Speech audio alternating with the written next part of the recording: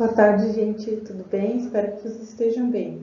Eu dei uma passadinha aqui para explicar as atividades mencionadas da semana 27 e 28. Nós vamos começar com conteúdo novo.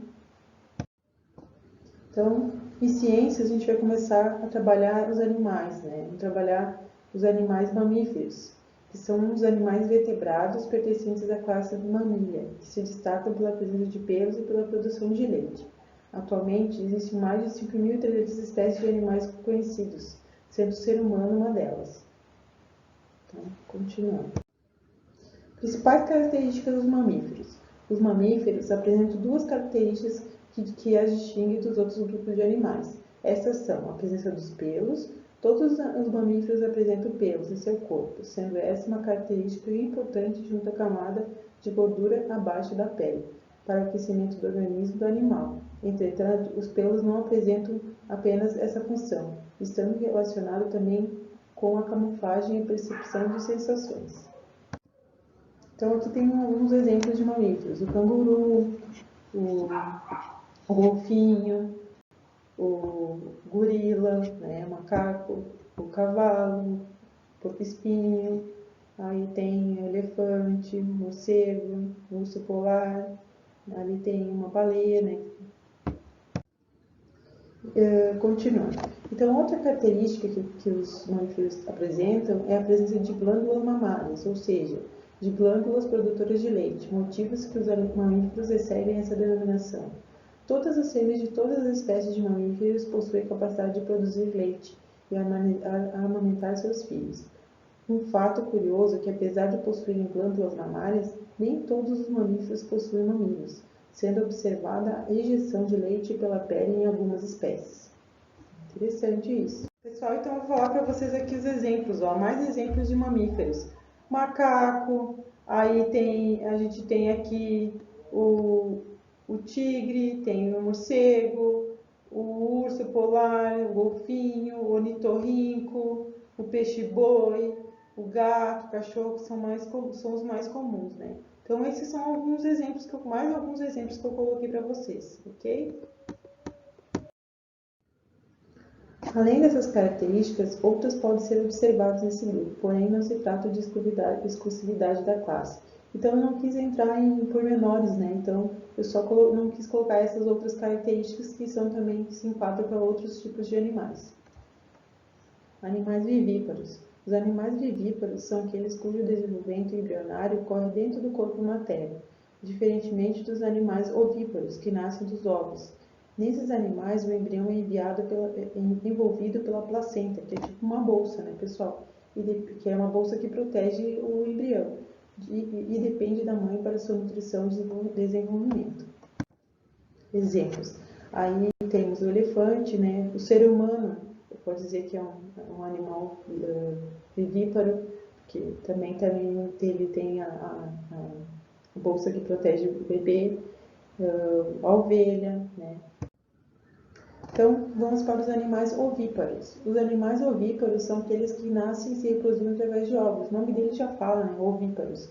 Parte do desenvolvimento embrionário acontece fora do corpo materno, na água ou na terra. As espécies de animais ovíparos depositam ovos no meio externo com o embrião ainda se desenvolvendo. Então, a gente pode citar o exemplo da tartaruga, né? A tartaruga, ela viaja milhares de quilômetros, ela vai em direção à areia, ela faz um buraco, lá ela deposita os seus ovos e ela tapa esse buraco e ela retorna para o mar, né? E depois, com o tempo, demora algum tempo, os bebês dela nascem e eles vão em direção ao mar de novo, retornando para casa. Então é bem interessante, né, os animais ovíparos. A gente pode colocar um exemplo aqui, ó, eu coloquei aqui. Coloquei o exemplo do jacaré, olha aqui, né, os pinguins, no caso a galinha, né, os pintinhos, né, então todos eles nascem de ovos. Animais domésticos. Os animais domésticos são aqueles que estão acostumados a viver com o ser humano. Esses animais agem assim como resultado de uma série de processos para domesticá-los. De maneira geral, os animais domésticos apresentam alguns atributos como sociabilidade, fecundidade de cativeiro e mansidão. Essas características podem ser observadas, por exemplo, em gatos, galinhas, cachorros e cavalos, que são exemplos de animais domésticos. Então, esses são alguns tipos de animais domésticos. A gente pode colocar o coelho, o porquinho da Índia, a calopsita, são animais que são animais domésticos também. Continuando. Então, aqui eu coloquei um exemplo. Ó. O coelho, tem dois coelhinhos, né? O cachorro e o gato. São os exemplos mais simples. Animais silvestres. Os animais silvestres são aqueles animais que não estão acostumados com o convívio com seres humanos. Como esses animais são retirados do habitat natural, apresentam dificuldade de se desenvolver. Muitas espécies, por exemplo, são praticamente incapazes de se reproduzir em cativeiro. Né? Pode colocar ali a arara, né? Então, são bem sensíveis. Né? Além disso, os animais podem até mesmo apresentar um comportamento agressivo quando em contato com um homem. Como exemplo de animais silvestres, podemos citar o papagaio, né? Também é outro que está em extinção, o tamanduá, o sagui, a jiboia, o jacaré, a arara, que eu tinha falado antes. Então aqui, pessoal, coloquei dois exemplos, né, para vocês terem. Né?